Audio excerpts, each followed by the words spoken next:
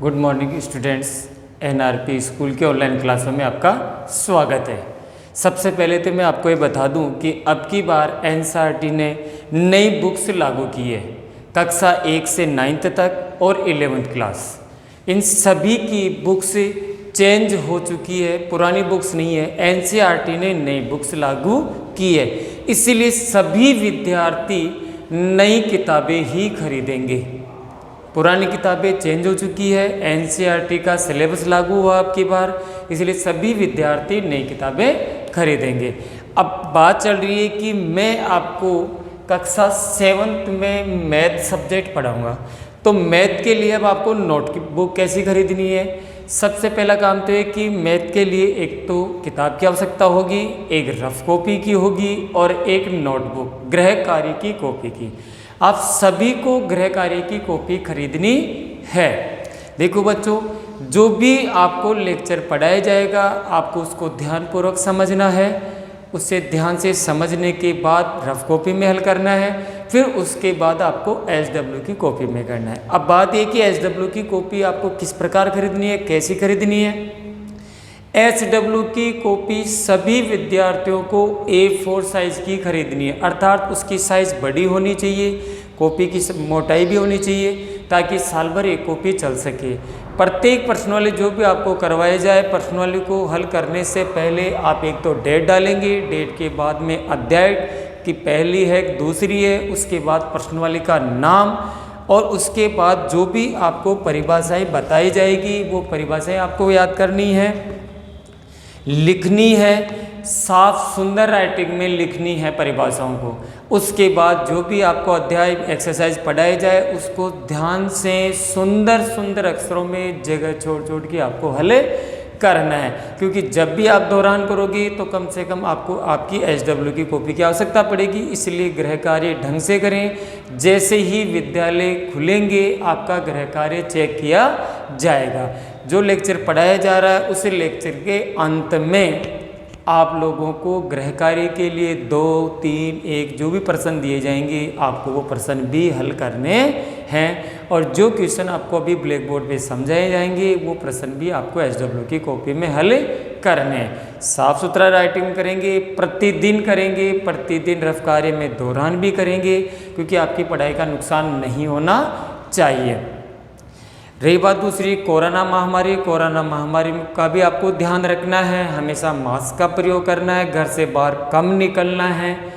बाहर जाते हैं किसी कारणवश किसी काम से तो किसी अन्य व्यक्ति से दूरी बनाए रखना है, कम से कम 6 फीट की। घर आते ही सबसे पहले आप साबुन से ढंग से हाथ धोएंगे, खाना खाने से पहले यानी कि दिन में 5-7 बार आपको कम से कम साबुन से हाथ धोना है। इस बीमारी का भी ध्यान रखना है, क्योंकि इसकी सुरक्षा ही इसका उपाय है। दूसरी बात, पढ़ाई का भी ध्यान रखना है, क्योंकि आप सभी विद्यार्थी हैं, दिन में आपके पास खूब सारा टाइम मिल रहा है, तो आराम से बैठे बैठे पढ़ते रहे, जिससे कि आपका पढ़ाई का नुकसान ना हो। अब मैं बात चल रही है अपने शुरुआत कर रहे हैं अध्याय 2 की, यानी कि प्रश्नावली 2 पढ़ाएंगे। उसका नाम है भिन्न एवं दशमलव। लेक्चर फर्स्ट पर करवा रहे हैं, आज शुरुआत हो रही है इसलिए ध्यान से देखेंगे। अब प्रश्नावली का नाम है भिन्न। प्रश्नावली का नाम क्या है? भिन्न है। भिन्न शब्द दे दिया गया है। अब भिन्न दे दिया गया है तो भिन्न के बारे में आपको नॉलेज। भिन्न 3 प्रकार की होती है। भिन्न कितने प्रकार की होती है? 3 प्रकार की होती है। नंबर 1 उचित भिन्न। कौन सी भिन्न? उचित भिन्न। दूसरी होती है विषम भिन्न।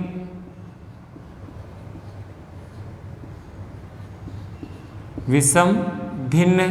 और विषम भिन्न का दूसरा नाम है अनुचित भिन्न। इसे हम अनुचित भिन्न भी कह सकते हैं। ये दोनों नाम है। और एक आपका इसका नाम है मिश्र भिन्न, मिश्रित भिन्न।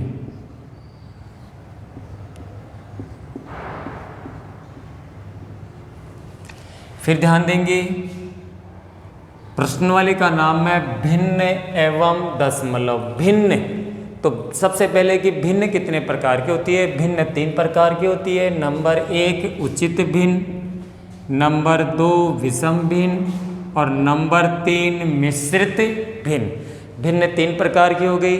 अब इसमें से सबसे पहले उचित भिन्न, तो कौन सी भिन्न? उचित भिन्न वह भिन्न होती है। उचित भिन्न के बारे में फर्स्ट नंबर है उचित भिन्न।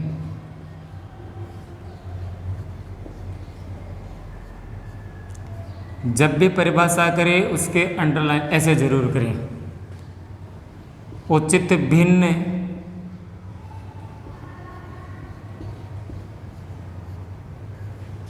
वह भिन्न होती है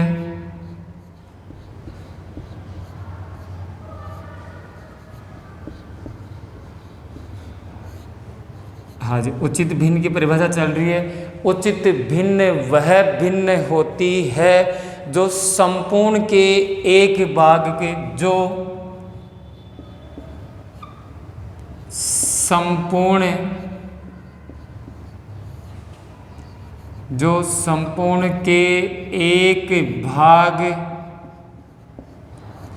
संपूर्ण के एक भाग को निरूपित करती है, एक भाग को निरूपित करती है, निरूपित करती है। वापिस उचित भिन्न की परिभाषा ध्यान से। उचित भिन्न वह भिन्न होती है जो संपूर्ण के, यानी कि जिसमें से आपको प्रश्न पूछा जाएगा संपूर्ण के एक भाग को, किसके? संपूर्ण के एक भाग को निरूपित करती है, अर्थात संपूर्ण का वो एक भाग होती है।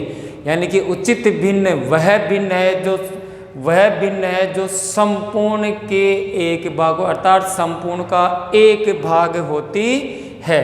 विषम भिन्न,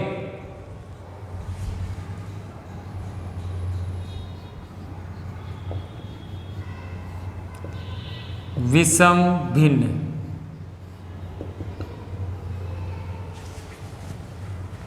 कौन सी भिन्न? विषम भिन्न। विषम भिन्न संपूर्ण विषम भिन्न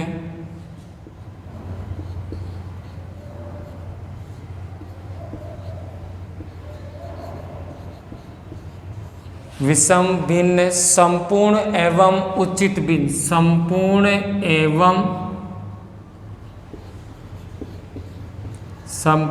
एवं उचित भिन्न, विषम भिन्न संपूर्ण एवं उचित भिन्न का संयोजन होता है। उचित भिन्न का संयोजन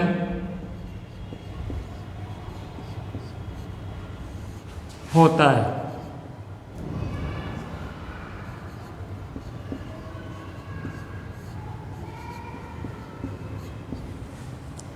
विषम भिन्न पुनः बोल रहा हूँ, विषम भिन्न संपूर्ण एवं, संपूर्ण का मतलब अभी इसमें बात चल रही थी कि संपूर्ण का तो एक भाग होती है उचित भिन्न, लेकिन विषम भिन्न अर्थात अनुचित भिन्न, संपूर्ण और उचित भिन्न दोनों का योग, संयोजन दोनों का योग होता है।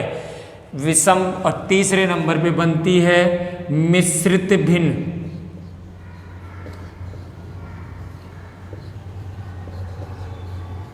कौन सी भिन्न? मिश्रित भिन्न।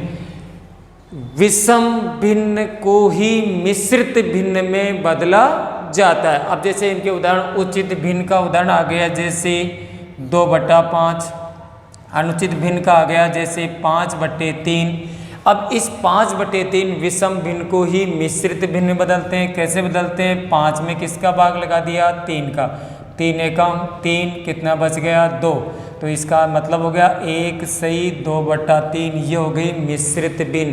अर्थात विषम भिन्न को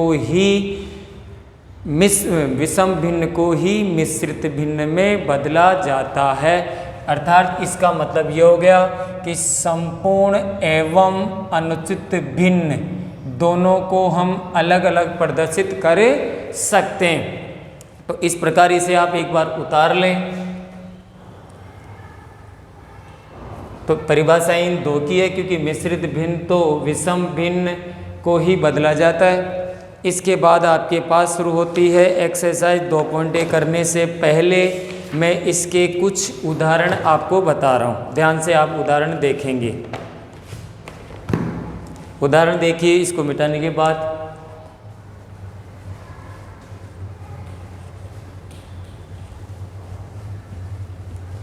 हाँ जी, उदाहरण नंबर 1, क्योंकि प्रश्नवाली शुरू करने से पहले कुछ उदाहरण हल कर लेते हैं, क्योंकि इसमें उदाहरण महत्वपूर्ण है। पहला उदाहरण है 3/5 के तुल्य भिन्न लिखिए। क्वेश्चन उदाहरण नंबर 1, 3/5 के तुल्य भिन्न लिखिए।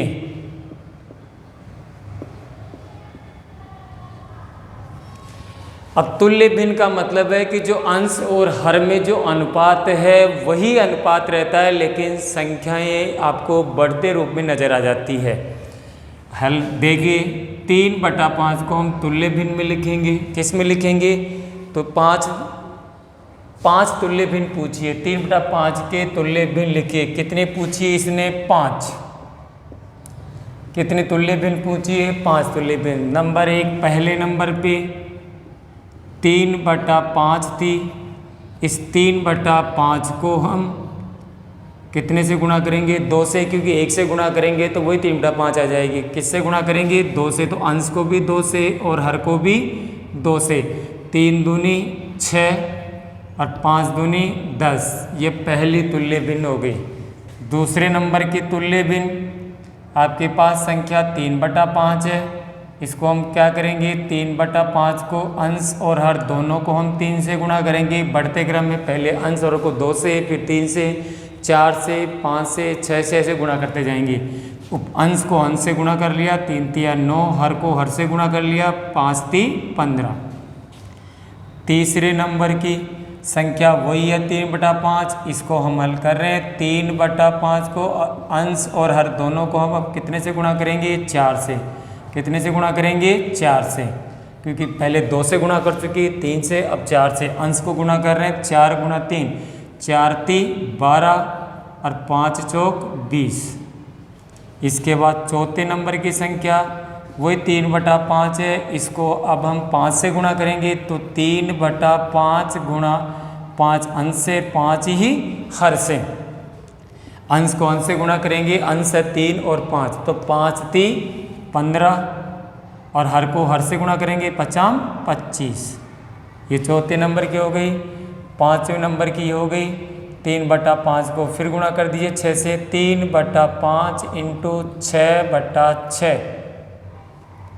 अंश कौन से? 6 ती 18 और 6 पंजे 30। तो कहने का मतलब है 3/5 है, वही अनुपात 6/10 का है, वही 9/5 का, 12/20 का, 15/20 का और 18/30 का।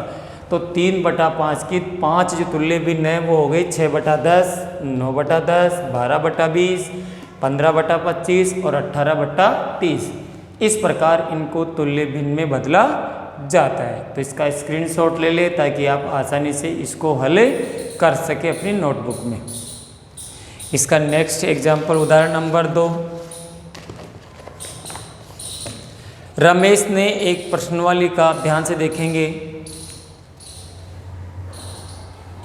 उदाहरण नंबर 2 प्रश्न में ब्लैक बोर्ड पे लिख देता हूँ जिससे कि आपको समझने में और आसानी रहे। रमेश ने एक प्रश्नावली का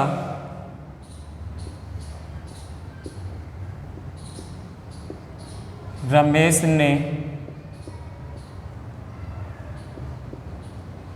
एक प्रश्नावली रमेश ने एक प्रश्नावली का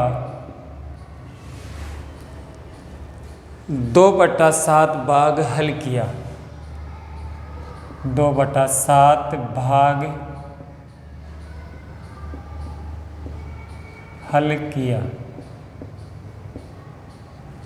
कितना बटा 2/7 भाग हल किया, जबकि सीमा ने उस प्रश्नावली का जबकि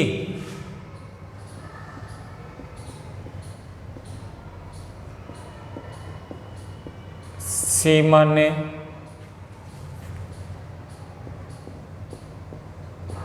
उस प्रश्नावली का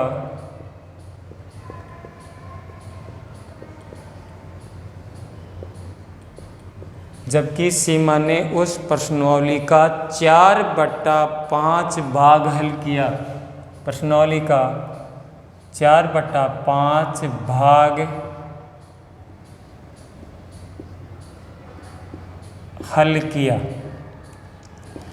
दो कैंडिडेट है, रमेश है, रमेश ने तो एक प्रश्नावली का 2/7 भाग हल किया और सीमा ने उस प्रश्नावली का 4/5 भाग हल किया। ज्ञात कीजिए कि दोनों में से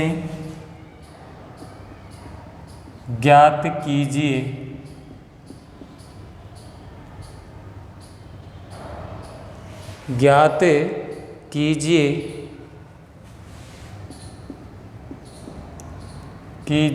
कि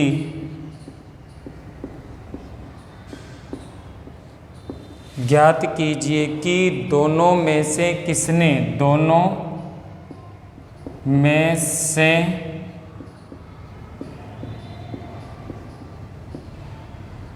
ज्ञात कीजिए कि दोनों में से किसने कम भाग हल किया, दोनों में से किसने कम भाग हल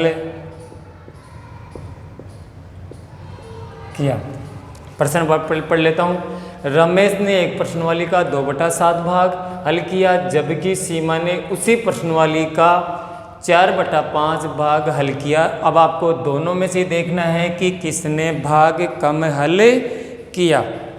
सबसे पहले काम हो गया, मतलब 2/7 और 5/4 की आपको क्या करनी है, तुलना करनी है। ध्यान से हल देखेंगे। रमेश का था, रमेश हल करने का तरीका, रमेश ने प्रश्नावली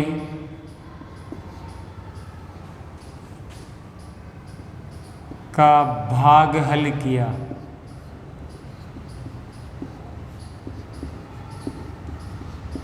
कितना हल किया, 2/7।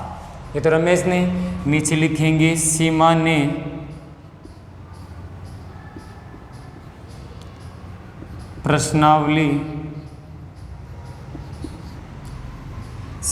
प्रश्नावली का भाग हल किया।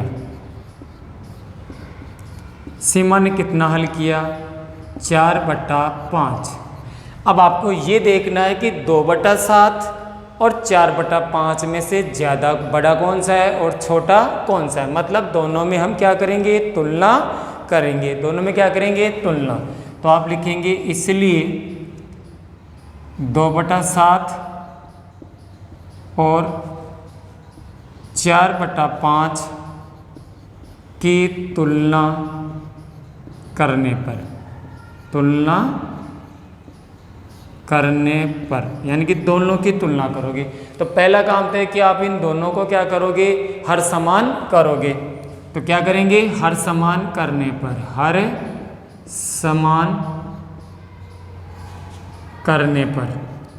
हर समान करने के बाद ही पता चलेगा कि कौन सी संख्या बड़ी है और कौन सी छोटी है। तो 2/7 को आप दूसरी संख्या के हर से गुणा कर देंगे। 5 दूनी 10 और 7 पंजे 35। और दूसरी जो संख्या है वो है 4/5। इसको पहली संख्या के हर से गुणा कर देंगे। 7 चौक 28 और 7 पंजे 35। दोनों भिन्नों के हर समान हैं। ध्यान से देखेंगे। देखिए 10/35 और 28/35 दोनों के हर समान है। अब जब दोनों के हर समान है तो आप ये बताएंगे 10 और 28 में से कौन सी संख्या बड़ी है। फिर कह रहा हूँ कि 10/35 28/35 का हर समान है 35। हर समान होने के बाद जिस भिन्न का अंश बड़ा होता है वही भिन्न बड़ी होती है, जिसका अंश छोटा होता है वही भिन्न छोटी होती है। तो आप ये बताएंगे कि 10 और 28 में से कौन सी संख्या बड़ी है? 28। कौन सी? 28। ये आपको लिखना है। तो आप लिखेंगे इसलिए 10 बड़ा है 28 से। आगे इस तरफ सवाल कंप्लीट नहीं हुआ तो यहाँ लिखेंगे आप इसलिए 10/35 से बड़ी है 28/35। हो गई कन्फर्म? तो अब आपको ये बतानी है कि किसका भाग बड़ा है। तो आप लिखेंगे इसलिए अब 10/35 किसका था? 2/7 का। किसका था? तो 2/7 से बड़ी है 4/5। अब अतः की लाइन, अब आपको कम वाला बताना है। तो कम कौन सा है? 2/7। तो 2/7 किसने कम हल किया? रमेश ने। तो अतः रमेश ने सीमा से प्रश्नावली कम हल की। सीमा से प्रश्नावली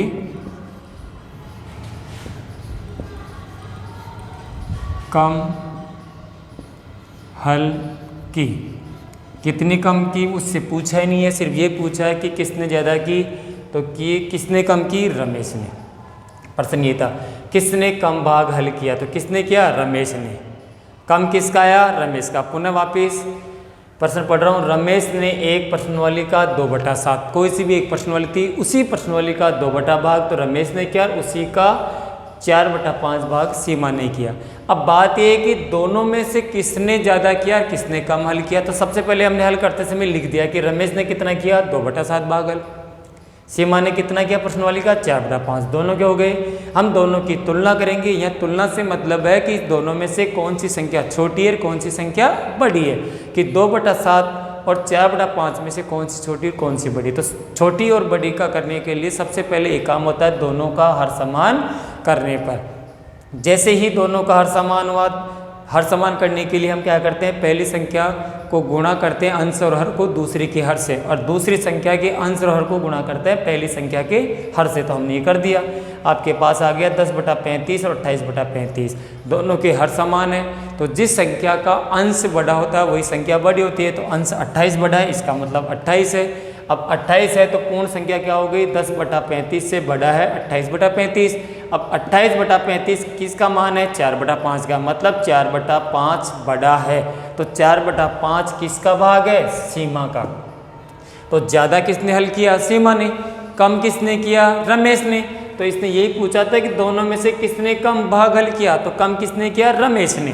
तो इसका आंसर आ गया कि रमेश ने सीमा से प्रश्नावली कम हल की है। कंप्लीट। उदाहरण नंबर 2। अब उदाहरण नंबर 3 है, समीरा है। उदाहरण नंबर 3 पहले मैं प्रश्न मिटा दूं और साथ के साथ में बोलता हुआ भी जा रहा हूं। तो ये हो गए आपके तुलना करने वाले प्रश्न। इसके बाद है उदाहरण नंबर 3। उदाहरण 3 ये कह रहा है समीरा ने 3 सही 1/2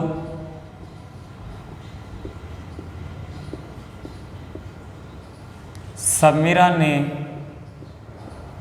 3 सही 1/2 किलोग्राम समीरा ने 3 से 1/2 किलोग्राम सेब और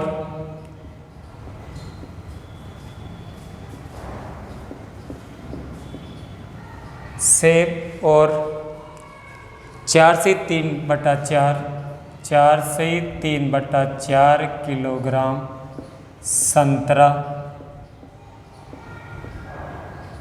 4 से 3/4 किलोग्राम संतरा खरीदे या संतरे खरीदे।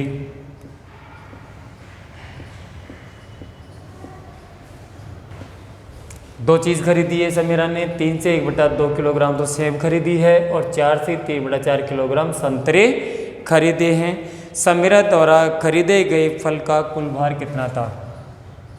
समीरा द्वारा समीरा द्वारा खरीदे गए समीरा द्वारा खरीदे गए समीरा द्वारा खरीदे गए कुल फलों का खरीदे गए फलों का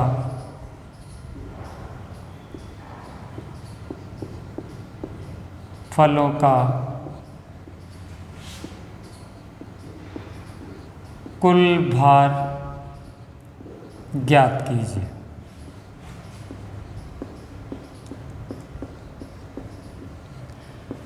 तो आपको क्या बताना है इसमें? आपको ये बताना है कि सेब का वज़न अलग है, संतरे का अलग है। दोनों को अगर हम एक साथ जोड़ लें तो जोड़ने का मतलब होता है कुल भार। इसका मतलब क्या होता है? कुल भार। तो आ जाइए आप 3 सही 1/2 प्लस 4 सही 3/4, ये दोनों फल हो जाएंगे। समीरा ने ये तो खरीदे थे सेब और ये खरीदे थे संतरे, दोनों का योग कर लीजिए। तो सबसे पहले आपके पास मिश्र भिन्न है, मिश्र भिन्न को हम विषम भिन्न में बदलेंगे। 2 तिया 6 पहले हम गुणा करते हैं और फिर गुणा करने के बाद में जो अंश होता है उसे जोड़ते हैं। तो 2 तिया 6 और 1 7, 7 का 7 और बटे में 2 और प्लस 4 को 4 से गुणा करेंगे, 4 चौक 16, 16 में 3 जोड़ दिए तो कितने हो गए? 19/4। दोनों का एलसीएम ले लेंगे। अब 2 और 4 का एलसीएम, 2 और 4 का एलसीएम लेते हैं। एलसीएम लेने का तरीका 2 का भाग 1, 2 दूनी 4, फिर 2 का 1 बार, तो कितना एलसीएम आ गया? 4, 2 दूनी 4। अब पहले 2 का भाग 4 में देखें, 2 एकम 2, 2 दूनी 4, 2 बार गया। 2 को हम 7 से गुणा करेंगे, प्लस का प्लस। 4 का भाग 4 में कितनी बार गया? 1 बार। 1 को हम 19 से गुणा करेंगे। अब वो करेंगे 7 दूनी 14 प्लस 19 एकम 19 और बटे में 4, 14 और 19 को जोड़ेंगे। तो देखिए 14 और 19 जोड़ दीजिए, 9 और 4 13, हासिल के 1, 1 और 1 2 और 1 3, कितने हो गए? 33, 33/4। यदि आपका प्रश्न मिश्र भिन्न में है तो आंसर भी मिश्र भिन्न में ही आता है। तो अब हम क्या करेंगे? 33 में किसका भाग लगा देंगे? 4 का। 4 का पारा बोलेंगे। 33 कितने बार में आता है? 4 8 32, 8 बार में 32 आ गया। 3 में से 2 गया तो 1 बच गया या कुछ नहीं बचा, यानी कि 8 सही 1/4। कितना आ गया? 8 सही 1/4, ये आंसर आ गया। तो अब अतः की लाइन लिखेंगे कि अतः समीरा द्वारा खरीदे गए फलों का कुल भार, अतः समीरा द्वारा खरीदे गए फलों का कुल भार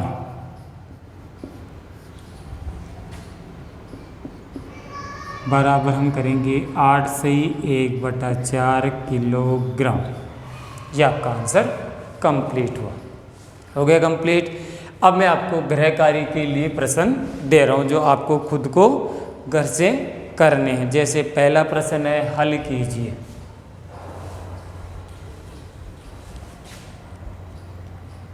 गृह कार्य,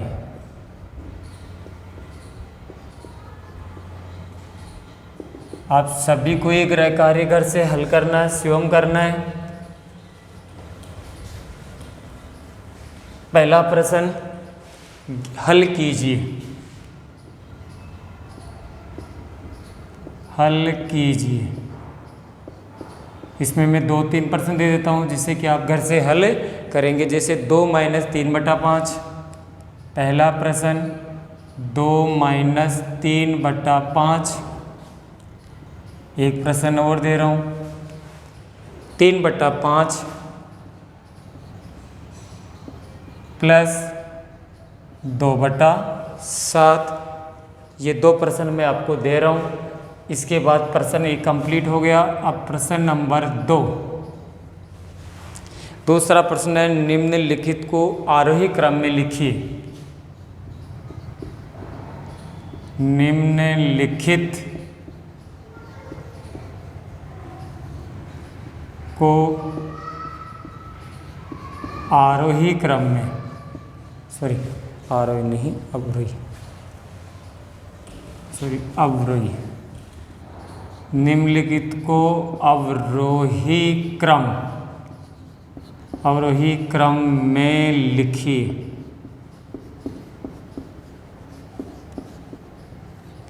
एक प्रश्न है इसका 2/9, दूसरा आ गया इसी में 2/3 और एक है 8/21।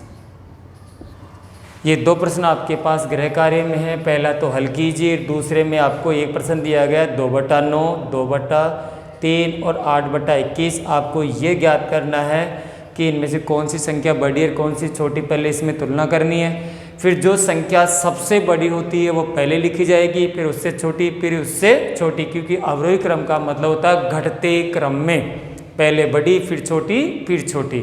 फिर ध्यान से सुने, अवरोही का क्रम का मतलब होता है घटते क्रम में, जैसे कि सीढ़ी में हम ऊपर से नीचे उतरते हैं, ऐसे सबसे बड़ी पहले, फिर उससे छोटी, फिर उससे छोटी। ये आपको स्वयं हल करना है। धन्यवाद।